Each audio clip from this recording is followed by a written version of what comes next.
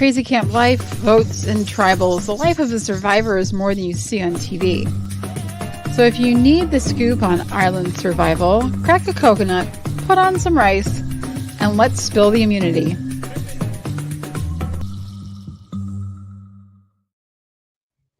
Hey everybody, welcome to the show. We have so much to talk about today.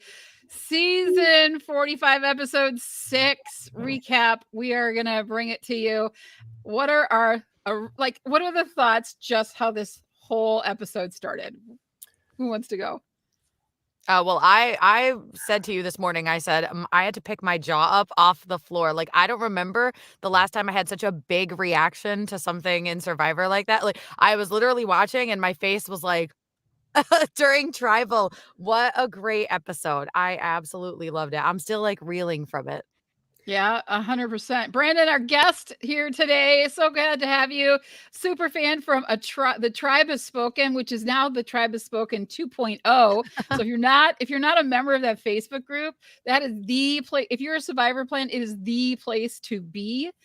Brandon, welcome to the show. What did you think of it? My jaw's still on the floor. I looked like Kendra ×2 when she had her big jaw and her 5-foot eyes were all big and bad and forever you're right. That was amazing. Has that even happened before in Survivor? Is this a first?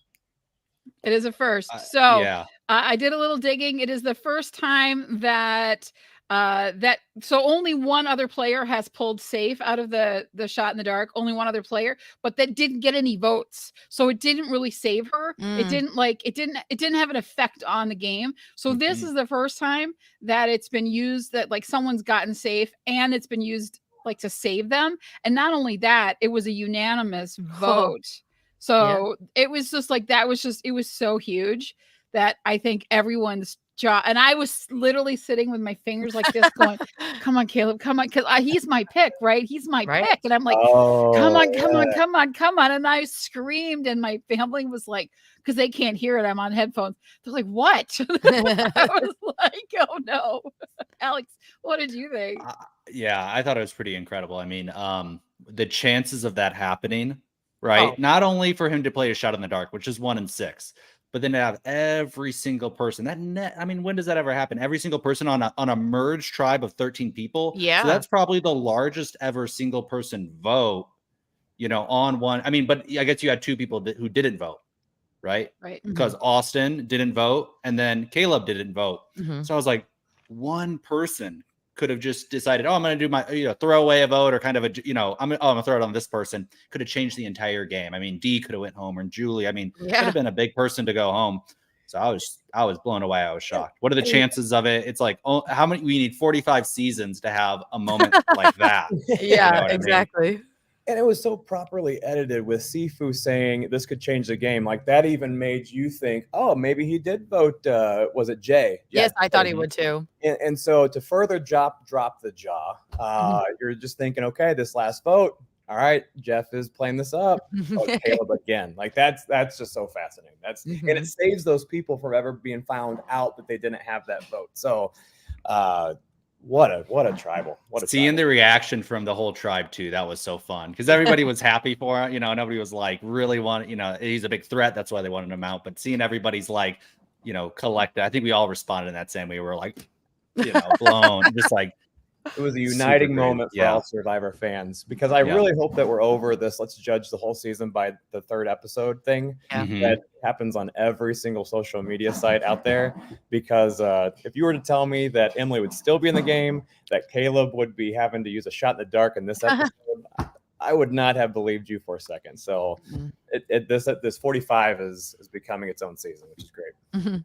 Yeah, it definitely is turning. It is changing the game a lot. I think we're seeing a lot of the things that we haven't seen and that we've wanted to see, and it's giving us more. And we don't feel like it's just it doesn't feel super long still, but it does feel like we're getting a full plate of food, right? Where our appetite is, we're getting more than just the rice and the beans, right? So it does have that like full meal when we're done. We're like, oh man, that was awesome, right? And like that's how I feel about it. And so I think that, and people do judge the show, like you said, 3rd episode in. I I don't know if any of you guys have seen this or been aware of this, but the UK just released they're back. They haven't done it for years and years. And so they just kind of came back with this new season, and it's 2 episodes in and they're already like, we're done with this. It's not going to work. It's terrible. And I have to say, I'm highly disappointed in, I don't usually comment negatively in the Facebook group, but I did in this one. I was just like, no, I don't think there's any excuse to do things poorly when you have the amount of episodes out there that you can draw on for inspiration and guidance on how do we make this look great? How do we do this the right way? How do we set our own show up because of the standards that the other shows have set?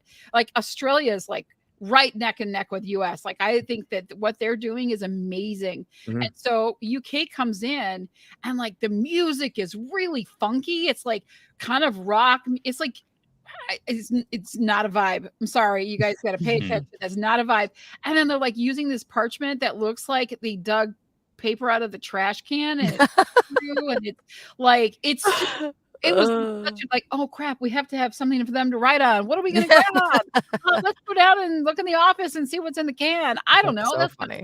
But there's a lot of other things that are going on with it that I just don't particularly like. But Bree, how really do you feel about all that? Oh yeah, I know. I usually don't talk about it, but like, so when they say, 3 episodes in, people make decisions on things, but like, I think that there are some that, they're like with the UK that it's just really just getting hammered, and I don't know what they're going to do. I don't know if they're going to do any more episodes after that, which is rough, and it's too bad because they had so much material.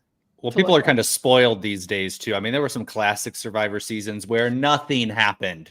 I mean, nothing. It was like one alliance the whole time. You know, no idols, no chat. It was just boring. I've been rewatching some episodes, and it's like the game's much more dynamic now, and they're a lot better at it. So, yeah, maybe people are a little bit spoiled now. But we kind of did that too. We said, "Oh, this season, now nobody can say anything about the season. It's about to get pretty crazy with Caleb still there, and with the merge." I mean, so should we talk about kind of the merge and how it kind of played out for everybody? Let's get into the episode, Alex. Bring us into it. Come on now. Well, so we had the merge, 13-person merge. So it wasn't actually a merge. So they had their challenge. Okay. Yeah. And one of the things that, came up was we talked about the power of Dee and Julie. And I didn't really know how close they were with Drew and Austin, but they said this is the tightest alliance there. They called it the Core 4 Alliance, which was really interesting. You have Emily and Caleb, as the 2 last Lululemons. And then you have a big Bello team, right? And the Bello's pretty strong, and Caleb and Emily are kind of that swing vote. And so they talked about, who's going to go out, and they talked about J Maya at the end. It obviously went Caleb's direction, but then J Maya still got voted out. So now we're even, right? Now we have 4 red, 4 blue, and 2 Lulu. So I don't know. What are you guys thinking about now that we got J Maya out? We can still talk about the first episode and the challenge too. The challenge was crazy. That was like Survivor. I mean, that was like one of the biggest, most challenging, longest, most physical challenges that we've seen in American Survivor in a really long time. Yeah, so, I was thinking I wouldn't be able to do that on a full stomach after training for 3 months. I was like, how are they doing this? I was thinking about Kendra, how she was saying, she really hasn't had any food in 13 days. Right. I'm like, how are they doing this? I mean, that challenge was tough. And the fact that it was the roadblock for them to even get to merge, man, the stakes were so high.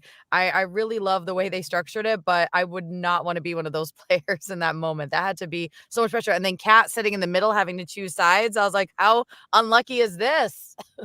Well, and great job, US Survivor, for raising that bar again. Like, there was challenges for about 10, 15 seasons. That's the part where I fast forwarded through that 5-7 minutes, because I knew, okay, there's going to be a physical challenge and a puzzle, challenge puzzle. And this was something that you'd never see before. This was a different kind of challenge. And again, like, it's so great that Australian Survivor is doing as well as they are, because now you have competition to try to raise that bar. And I think that's exactly what US Survivor is doing. And that's the success they're having is because Australia is so good. They have to match it. Yeah. So good. So good. Yeah, they have to match it. I didn't like that rope thing in the beginning, crawling underneath there in the mud. I don't know if anybody noticed this. I noticed it because I was watching them go through. Poor Julie got her hair stuck and she was like really she was struggling. I would have struggled too. And then there's the last person to go, which I'm thinking, man, if she'd gone earlier, like that team probably would have had a better shot. Did you see where she started? Did you see when she jumped, when she ran down? We didn't see much of it, but for a split second, she went to the side. She went all the way over to the side to run through on the edge because the net is lifted higher up, right? Oh. Because it's attached there. So you have a less, it's a path of least resistance, right? And so she really was really smart. And I don't know why she didn't tell anybody else that, but maybe watching the other people go, she was seeing like, her mind is so quick and smart. Where's the best place to go through? But she like went to the far side of it. And I think that it gave her a lot because she was pretty quick through it. So I think it gave her a much faster route to go through that. And I thought that was cool. I didn't know if anybody noticed that, but I sure did. I thought that was cool. I was thinking more of the mud was probably less packed or more packed or whatever because less people had gone through it. But that's a great point too. That's fantastic. Well, the challenge was also so lopsided. You had Sifu, Bruce, Julie, Kat, Kendra, and Drew. Kat was sitting on the side, but she chose that team. So it was like so stacked. Yeah. And I wanted to shout out Jake on the other team. I mean, Jake talked about his struggles and his, how he really wanted to be strong. And in this, he was on the weaker team of, most of the women. And he really stepped up. I mean, he hurt himself and then he was the one boosting people up. So he really, I think, redeemed himself from last episode when he was feigning all the time. And I think really, really proud. Super well. Really proud. And he was acting. Oh my God, I lost my ring. We didn't even talk about that. Was crazy, right? Yeah, they're about to go off the tribal. Yeah. So what happened was, what were they doing? They were searching for, I don't even know what. And then Bruce finds the hidden immunity. They were looking for an idol.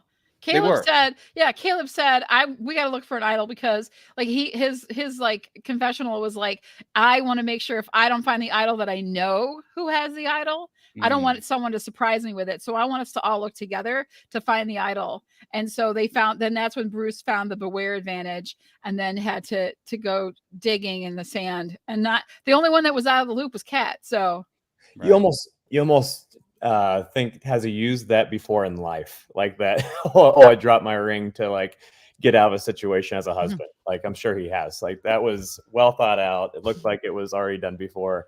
Yeah. Props.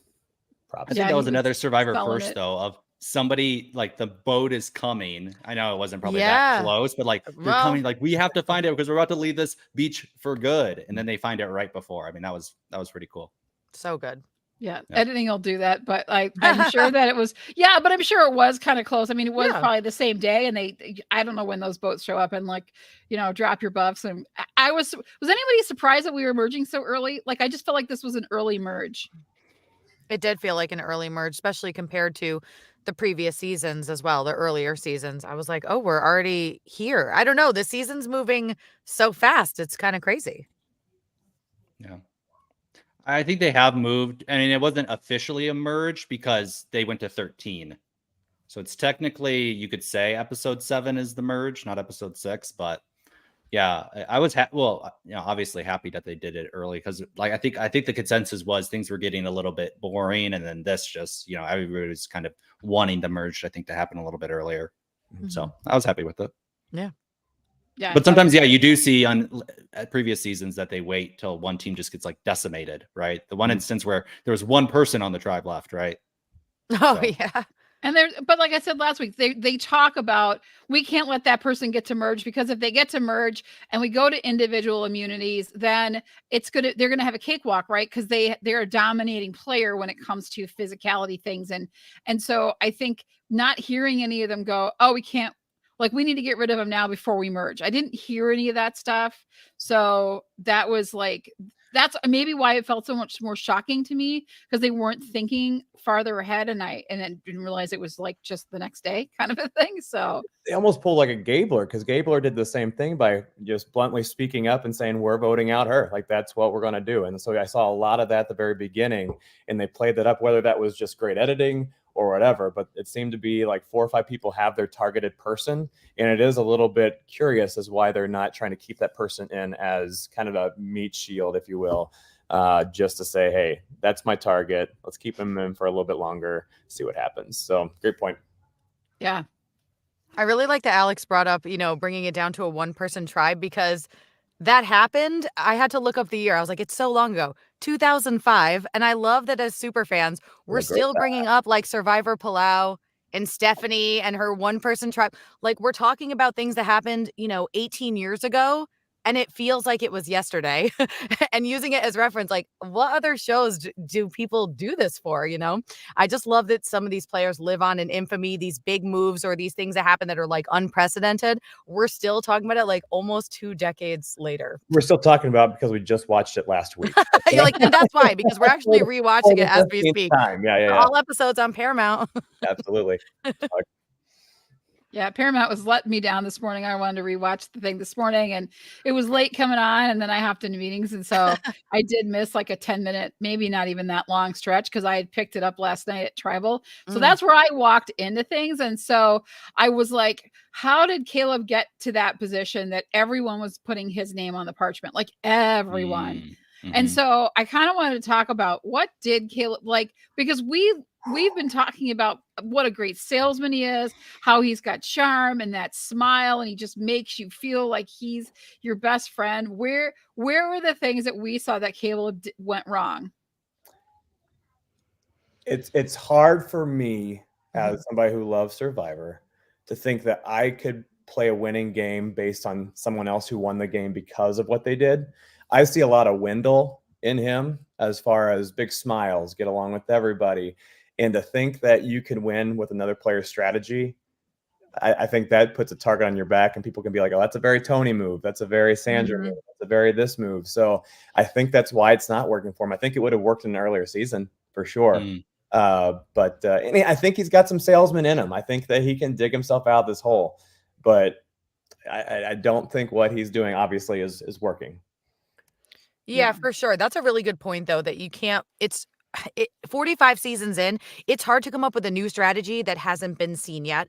And I also think, with Caleb, there's obviously he's a very confident person, and he's a great player in a lot of ways, but it's on the border of overconfidence, where he just assumes he can charm everyone and talk his way out of things.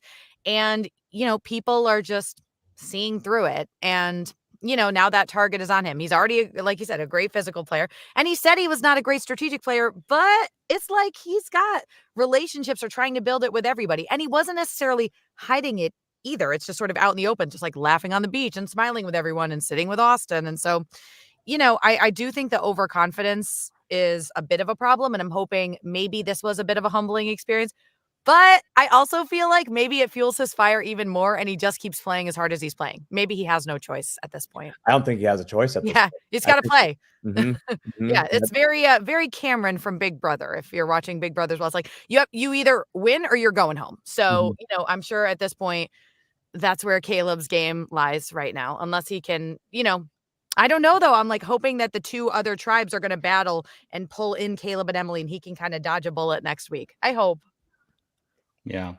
Well, when we compare Caleb to Jam Jam, and I said this kind of near, our first episode is like Jam Jam is like the modern day villain because he's so likable. His energy is so infectious, but he wasn't a physical threat too. He had he was not physically intimidating to anybody. And so that's why I think he slid by. But because Caleb is also a physical threat, that charm, that being liked by everybody, it just creates too high of a profile for him. And that's why he's such a target, I think. And I was going to say about how did all these votes end up on Caleb? Well, it was, Bruce too. Bruce had it out for him. And Bruce was really struggling because he wasn't in the leader role, right? Because he's older than everybody. He feels kind of out of place. And so he takes that kind of dad, Uncle Bruce role. And he really had it out for Caleb because he sees the physical threat that he is. And he was pointing out, oh, Caleb is the only one bouncing around between everybody here. And he's not Bellow strong. Right. And that was really important. And Caleb said, Bruce is playing such an antiquated game about alliances, and you stick to them and you don't talk to anybody. I mean, that's what Boston Rob did. And that's why Boston Rob was so successful. And he's right. Bruce is right. Like, if you want to stay Bellow strong, don't talk to the other tribe. True. Literally don't. Baby, it's partners, right? Who's your babysitter? Yeah. And everybody is babysat. And that's it. I mean, if they listen to Bruce, he is right about that. But like you said, the game has changed, and nobody wants to play that way anymore. No, Yeah. Bruce Brucein. Right. Yeah. Bruce Brucein. I love that he's an adjective now. Bree, what do you think? Well, here's the thing, and then this is what I saw. Bruce, he's talking to Cameron. He's just like, I'm not there. No one is including me in strategy. No one is talking to me. And that when you're on Survivor is always a horrible sign that your name is being talked about because no one's talking to you, that you're the one that's going to go next. And so Bruce has no one talking to him. He's paying attention to everything at that point, watching what everyone's doing, seeing where they're talking, what's happening. And he's seeing Caleb go from place to place. And so he's A, feeling left out, and B, knows that he has to maybe point the finger at somebody else to get himself back into those conversations. And so Caleb was the perfect target for that. I don't think that Bruce went in like before they merged. I don't think that was like high in Bruce's mind, but I think as soon as he saw that happening and being himself left out like that, he was like, okay, I've got to do something. And so that is why he's like started throwing Caleb's name around. Now to say to Caleb, that was your mistake, was not talking to Bruce, right? Bruce is being left out. If you are the one person that does go talk to Bruce and include him, now you've got Bruce on your side. He's not going to throw your name out. And so you wouldn't have been like, it would have really made a difference in how they voted that night. So I think that was Caleb's mistake for not recognizing to the fact that, because he made it a point to talk to everybody, but he didn't talk to Bruce like he should have. He should have gone over and started that with him. I wonder, Jake and Bruce are so tight. And so, I feel like, people were reunited after not seeing each other for a while. People are meeting each other for the first time. So, I was watching and thinking, is Bruce really being left out? And how long was he feeling on the outs? I feel like his paranoia kicked in. And also, Bruce just seems like the kind of person who needs to be the most important person in the room. And if he's not the most important person in the room, he's going to have a baby rage tantrum in the corner. So because other people were just reconnecting or trying to form some new things, I feel like it was a bit of an overreaction on his part. And it's like every time Bruce lowers the threat level, he just raises it back up. I'm like, Bruce, stop. So it's sort of like Emily for the first few weeks, especially. She started to make some, headway. And then it was like, oh, and now she's going to say something that kind of raises the flag on her again. So I did think Bruce overreacted a little bit. And I was wondering, was he really left out, or was he just not feeling important? He couldn't boss everybody around and tell everybody what to do. Yeah. So much there. So with Bruce, I almost wondered too, you mentioned that, he does get to this paranoia state quicker than most people. But I think when he's there, well done for him for, taking the time to be like, okay, so it sounds like it might be me. I'm going to look around and kind of see what I can do. I think some people, when they get in that paranoia stage, they fight and they start accusing and this and that. And I thought he played a pretty low key game for a person that's dealing with paranoia. And I think he kind of helped usher that Caleb vote, didn't he? Wasn't he the first one that mentioned Caleb? Yes. That's a play. Yeah. So I thought that was pretty cool. But I do agree that, he needs somebody there to kind of de-hype him. And I don't know who that is right now. It's certainly not Kat, but yeah. No, definitely not Kat. She's not appreciating. I didn't see as much animosity, but she still gives the eye rolls, and she still gives, she's still paying attention to all the crap that he's doing. I agree with you, Brandon. I think that was really smart. I think Bruce played it perfectly because he could very well have been and he wasn't the target, but he could very well have been the target. And so by switching that and being that observant, because I think that's one of the biggest things. And Caleb's really good at being observant and reading people and understanding, but he missed the Bruce boat on that one. And that's why his name got thrown out there. Bruce was right on the ball. He was watching. He saw Caleb and that smile bouncing around. And I don't know. I really feel like he's going to, first of all, the first thing people heard, oh, well, he's going to be out next week then. And I'm like, no, because Survivor moves so fast. Things change by the second. And he might not be, no one may write his name down next time. Honestly, that's a very good possibility. So seeing how he plays this off, because he doesn't have to do the seafood thing. Who wrote my name down? Who was the one that wrote my name down? Right? We don't have to worry about that because everybody did. Caleb, we all wrote your name down. Yeah. Which, can we give Dee credit for making that J vote happen? I mean, she's the one who decided, hey, I want to use this opportunity for her Sifu vote. and gave it to somebody else, everybody's buying it. And Jay even said, I'm gonna go ahead and say it was me. And I mean, this is all D. Right. D is playing such a quiet game, especially for Cuban, in this whole entire thing. I think D right now is my winner pick, just because I think she is playing a pretty sneaky, deceptive, but with a smile game. Well, a lot of us actually said that from the beginning. We're like, D is a really strong player, physically, socially. Yeah. Caleb even called it out at the tribal. Is like, listen, you need to break up Julie and D. These are power players, and so everybody kind of knows about it. What I was going to say was, Bruce is like, hey, we got to get Caleb, and then so Red changes to, hey, we all got to go Caleb, and Emily's in there. What does she do? She goes in beelines for Caleb, and she's like, Caleb, you're on the chopping block right now. You need to go, and he goes, really? Bruce doesn't even like me? And she goes, no, Bruce hates you. That's so funny. She's like, he doesn't like you, sorry. Yeah, she's like, it's just so blunt, like, Bruce hates you. And then such an Emily thing. And then Caleb goes and goes to Drew and Austin and tells them Bruce has an idol. Right? And then they're like, oh, and they didn't even really care. They was like, okay, you're still going. Who cares if Bruce has an idol?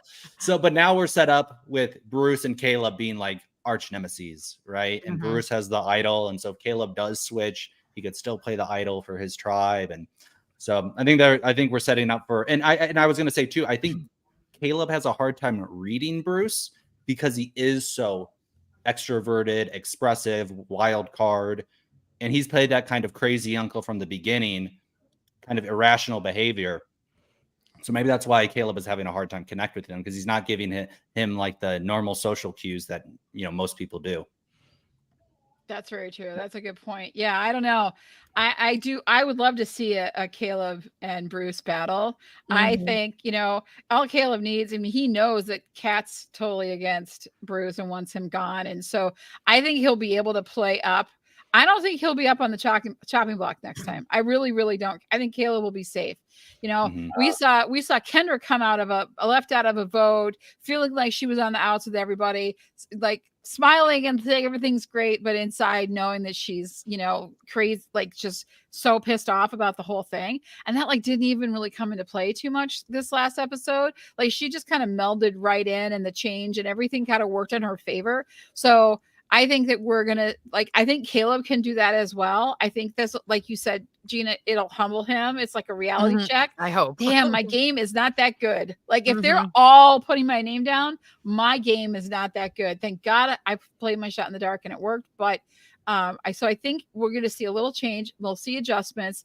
I don't know how successful it'll be, but I feel like it's either that or he'll team up with Bruce, because I think that would be another strategy. Like he could do that depending on how the fallout, like the next day, like when they get back from tribal council and the next day at camp, how they interact and how Caleb perceives everyone's, because they all voted for him. So he's going to be really looking for cues on, or was it just like, oh, well, we didn't get him, let's go to the next person? Or is it, they're still coming for me? Do you think Bruce has it in him to partner with Caleb? I do. Okay. I also think so. And I also think they may not have a choice, because you cannot ignore what's going on with Austin, Drew, D, and Julie. And it's going to take some strong people to try to get them out. And so with Emily still there, I wouldn't mind.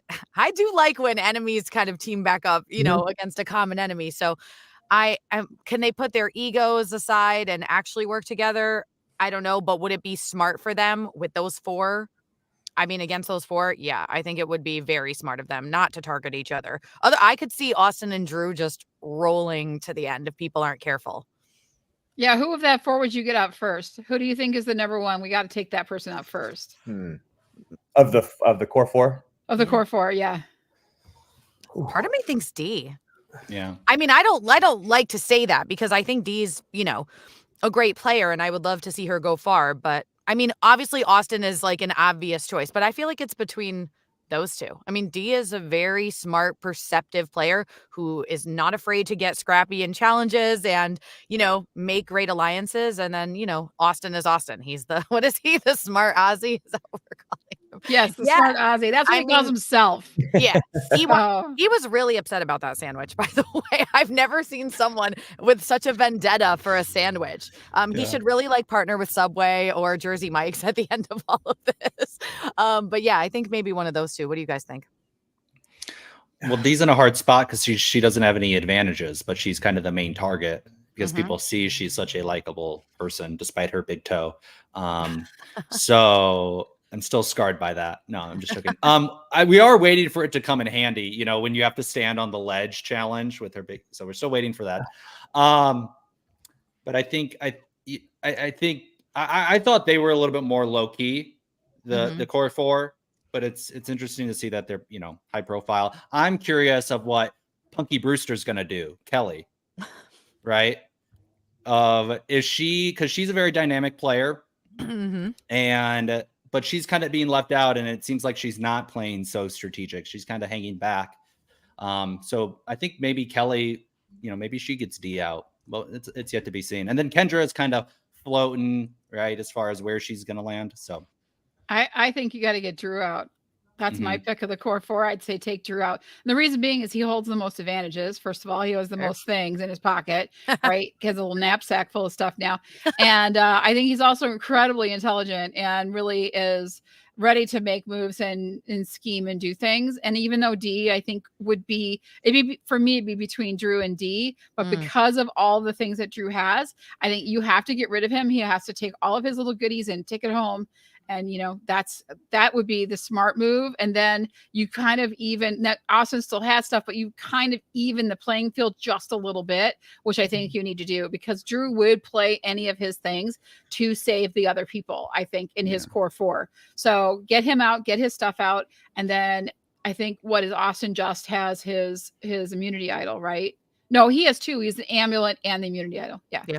Well, Drew has the safety without power. And so if he feels in trouble, what safety without power does is he leaves tribal, but he doesn't get to vote. And so he could screw over Austin, Julie, and D, which results in D or somebody going home. I don't think he would, but like he has that advantage. He's probably going to use it, but it has a negative effect on his alliance and a positive effect on him only. So I don't know. You know, it would be interesting. They could actually use it. I don't know if like, could they trick somebody like Bruce into using it? Like, oh, we want to align with you, and then take away an additional vote from Bello, and then use the increased numbers. I mean, that would be a cool Survivor moment to give somebody a advantage because they're going to go home, but it actually leads to one of their people in their alliance going home. That would be cool. I don't know if that is really smart, and they're smart enough to pull that off. I mean, they could. It could happen. Find a dumb player, but. I don't know. It's such an eclectic group of four people. It really is. I mean, you got the nerdy guy, you got the athletic guy. I'm looking at the forum right now. I'm trying to answer your question. I can't. They have so many pros and cons to their game right now that it's a fantastic four to be a part of. Yeah. Yeah, they are a dynamic team. I think there might be some power play in there, maybe if they stay together for a little while. I think we'll see some shifting. I think D really wants to run the show. I think Austin and Drew really kind of want to be that JT kind, you know what I mean? Like they want to have that like dynamic where the two of them are doing with Fish and JT and that kind of stuff. So like I could see them being like a power struggle, and I think it's kind of like what we're seeing in Big Brother, where like Matt and Jag are together all the time. And like Matt should know that Jag won't take him to the final. And I don't think he does, and he should. So it's kind of like that, you know, I see them not going super far together, because if you look at it, I mean, for numbers right now, it's really, really important. But when we get lower in numbers, and if they hold on to the things that they have, Austin and Drew don't need them, because they do have the things. Because like Drew could use he could leave, right? He could just leave tribal, and Austin could play his idol, and then they would both be safe, and they could, like, Austin could be the vote that gets the person out that they want to get out, right? So it's, you know, it's going to be interesting, and he'll have two idols if he gets rid of Kelly, right? Who's got the third? So So Jay Maya had the third one, which is why they kind of wanted her to go home. Yep. Right. And now there's 2 left. And with the 2 amulets, the advantage amulets left, which is held by Austin and Kelly, they have a steal a vote. But they're on opposite tribes. It's Bello versus Red Reba. So is Kelly going to be the new target because Austin has that inside information about her? Right? He'll trade it for a sub. I mean, he just wants to just offer him a sandwich. Give him a sandwich. No, don't target Kelly. She's my number 1 pick, please. Yeah. Yeah, I'd be really sad to see Kelly going home, but I would too. You know, but it could definitely happen. She's a target now. Yeah. Well, we had a week of less Jeff. I just felt like once again, less Jeff. I did like him. I mean, he had some fun at the challenge. I have to say, it was a little fun at the challenge. And he was just like, this is really cool and everything. Like, I could almost hear the dun dun dun when they were like picking rocks and stuff to pick their teams. And he was like, it's changing every time someone takes a rock from the bag. And we're seeing that stuff. But overall, what do we think of Jeff this week? Yeah, I mean, I agree that he's been a little bit missing. Am I crazy, or in earlier seasons when the merge happened, wasn't he there for that moment? Like, instead of a boat with a random person and a note, right? Didn't he show up sometimes or never? Am I making this up? Sometimes he did, but on previous seasons, sometimes they would both just walk onto a beach. Yeah. I've seen that a couple of times too.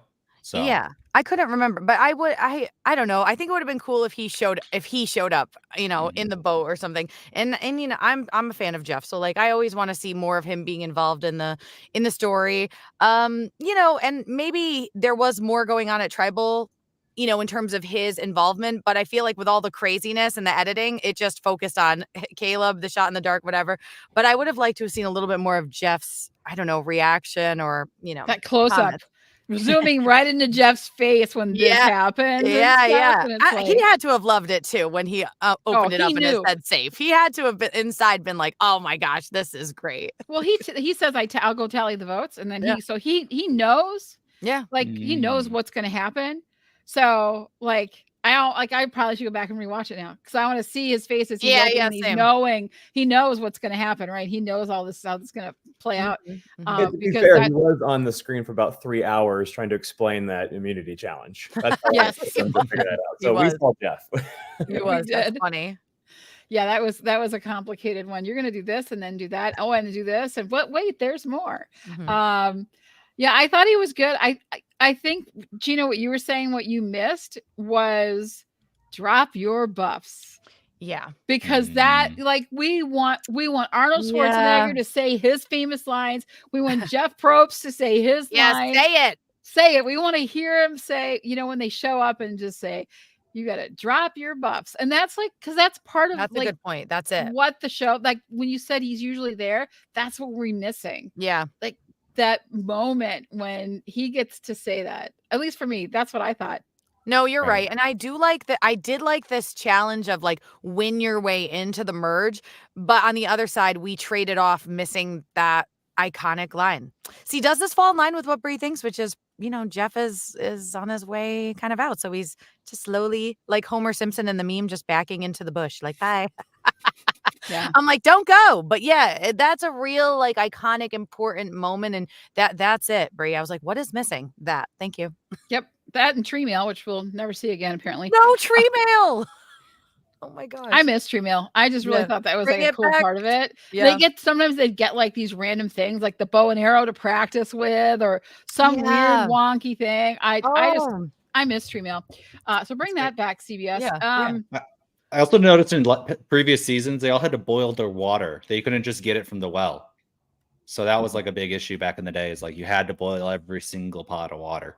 And now they just give them a well. So everyone complaining, stop complaining. It's so easy now.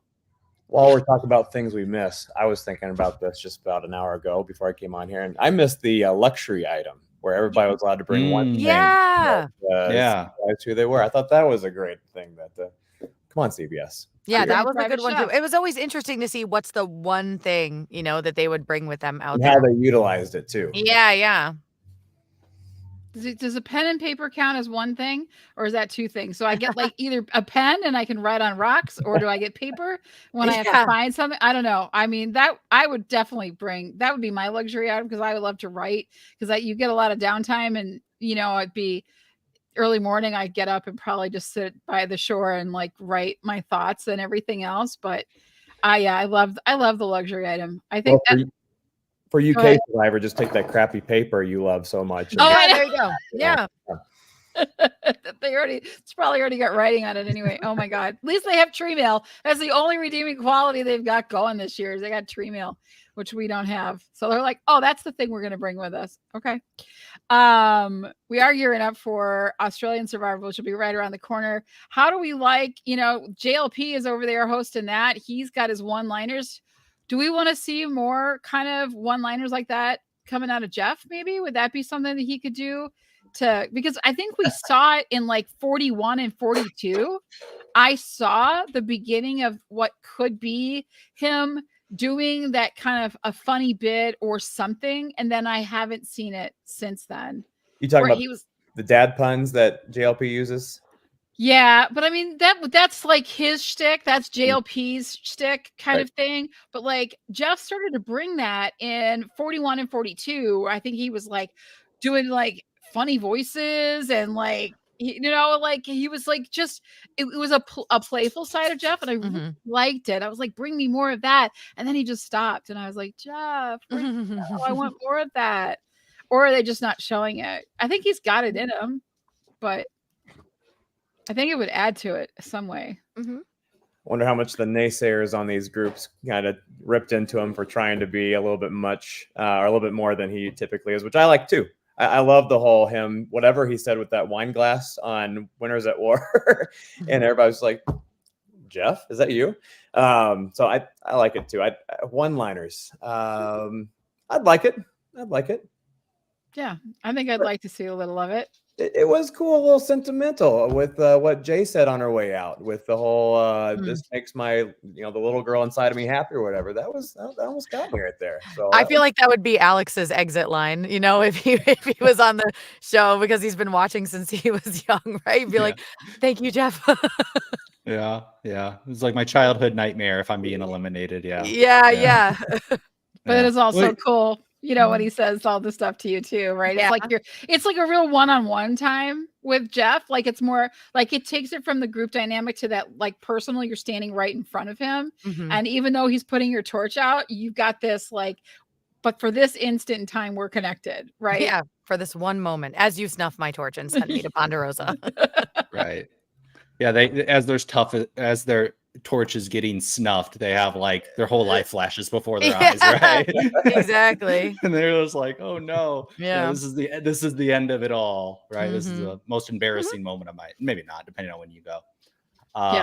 It depends. But like I said, previous seasons, Jeff, he was harsh. We talked about this. He used to rip into people for quitting. He used to really, get on people, and even in tribal council, he would be tough on people. Now he's a big softie. He's very nice to people and helps people. I mean, we saw that with who is I totally forgot his name. The guy who lost every single challenge and got eliminated. Brandon, right? He was so nice to Brandon on his way out. Instead of give him a kick out the door. Can we talk about the poor representation of Brandons on Survivor these days? You're like, as a Brandon.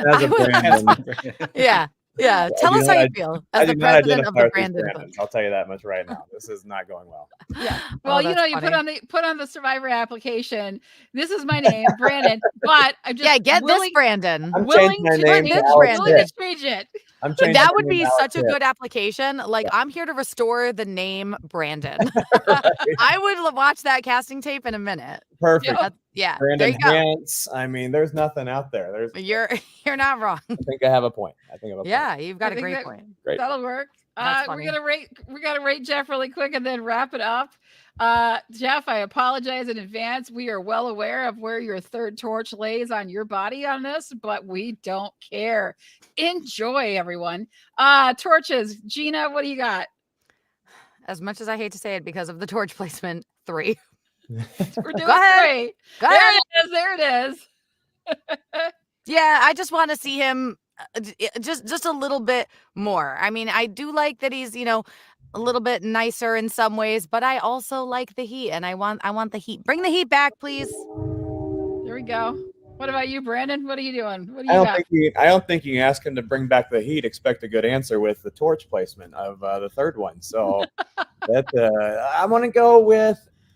We're just rating Jeff and his performance, right? 1 to 5. Yep. 5 being the best. I not enough Jeff. No catchy lines. Nothing memorable. I'm gonna go 2 to save his. Woo-hoo! Oh, we're saving him. There you go. He thanks you. He thanks you for that. Alex, what do you got? I want Jeff to like me, so I'll give him 5. I don't know, Jeff. If you're seeing this, I stand with you, Jeff. Alex I stand with you always. Yeah, I just want to be on Survivor. Yeah, to bully 5 me, no matter what. Yeah, 5 no matter what. That's Jeff, be nice to me. Well, then 6. Okay. Oh, then in that case, okay. Extra torches everywhere. Bree, what about you? Extra torch from Brandon because he really wants to be on the show. I didn't get enough Jeff. I felt like I wanted more of it. But I did I liked during when he was handing out the rocks that he was like, this is changing every single moment. And he was like, he made Sifu's day. That's how you do it, which I love to hear him say that too. And he's really like cheering him on and stuff like that. And I'm going to give him 4. And the reason is just for that. And also because one of those torches I'm going to give to production for giving me a hell of a good challenge. Great challenge. So I gave him a little more. Still want more heat from Jeff. I don't care if it's like fiery questions that are like really hitting the people, or it's the goofy side of Jeff and the things that we don't normally see. But bring me something. Bring me something, Jeff. I want a little more. Pump it up a little bit with anything to give me more of who your personality. I guess it's a personality. I just want to feel it from him. But aren't you glad though that they don't have to depend on Jeff to have a great episode, because this cast I think is knocking it out of the park. I think it's great. Fair. And it has been really great episodes. I mean, it just keeps getting better. I know people were kind of hard on it in the beginning because everybody was quitting left and right, but there were so many good moments in between the quitters.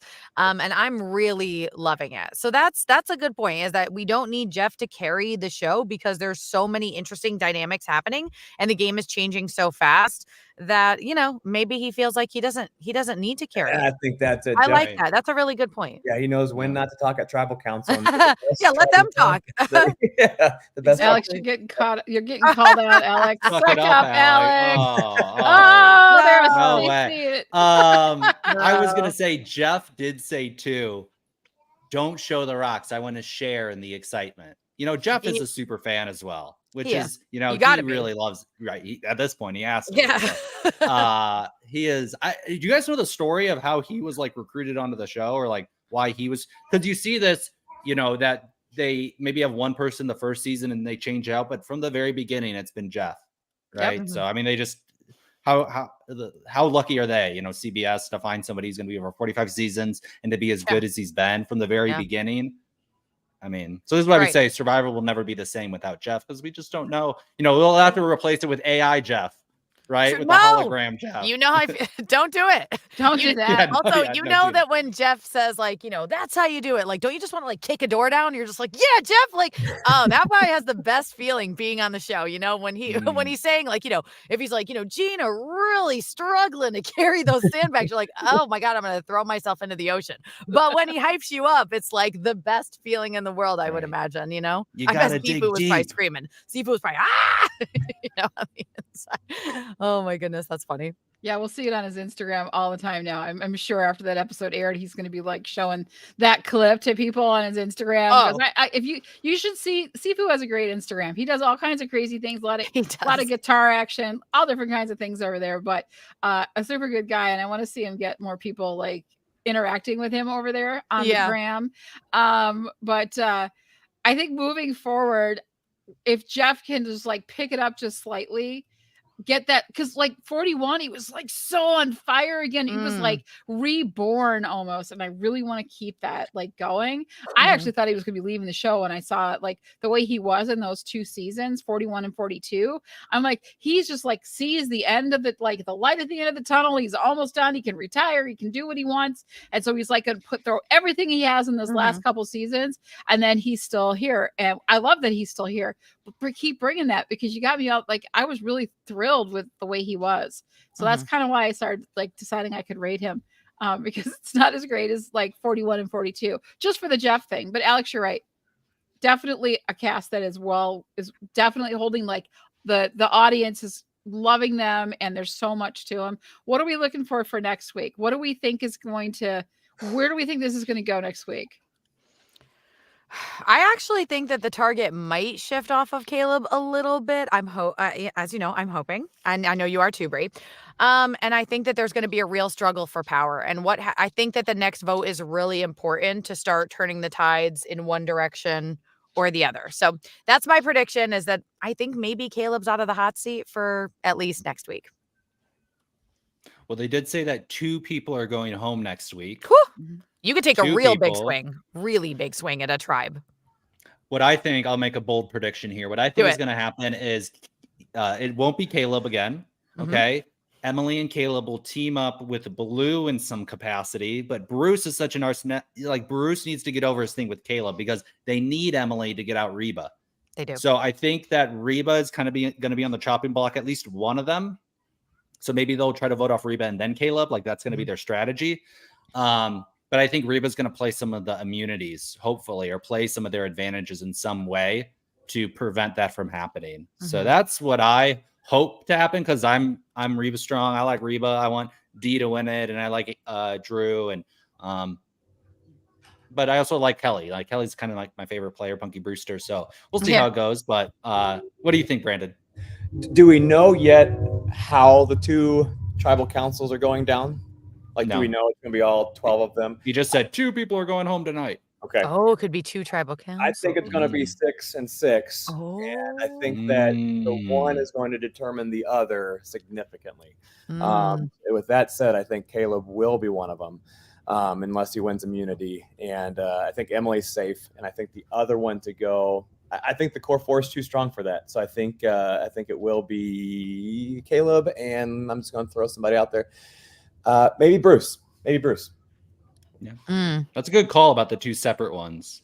Yeah, I didn't really think about that, but I was like, especially if, let's say, I know they have a lot of advantages. We'll say like Austin and Drew, or Dee and Julie get separated, and they're, and you could look at, I mean, even Caleb and Emily in a way, you could look at a duo and say, oh my gosh, we could take them both out right now. And this is such a good move. These tribals have been great. I'm so excited. Brie, what do you think? I love that you said that, Brandon, about 6 and 6. I think we'll see fireworks if we split the core 4, 2 and 2, because then they're really vulnerable. We could see at that point Drew getting up and walking out to save his ass. True. And leaving whoever he's with to fend for themselves and maybe play an idol or maybe not. I think if Austin gets through it and they win, he'll finally get that damn sandwich. And so while they're watching the other tribal, so we could have that could come around full circle for him as well. And I think that if they were really smart and they could see, I think Caleb will take a definite back seat this next week. I think he will watch and let other people pit themselves against each other and rise as threats. And so if they get split correctly, Caleb could use that to his advantage and definitely go to push out whoever he feels is the biggest threat to him. And hopefully that's going to be one of those core 4. We could lose 2 core 4 next week, possibly. We could. Yeah. And you almost wonder too, if all 4 somehow magically get on the same tribe, does everybody else see just how powerful those 4 are? And then that becomes a thing for seasons or episodes to come. So just let Kelly make it through. Team Kelly all the way from episode 1. I'm rooting for her. Yep. Who are Caleb, picking?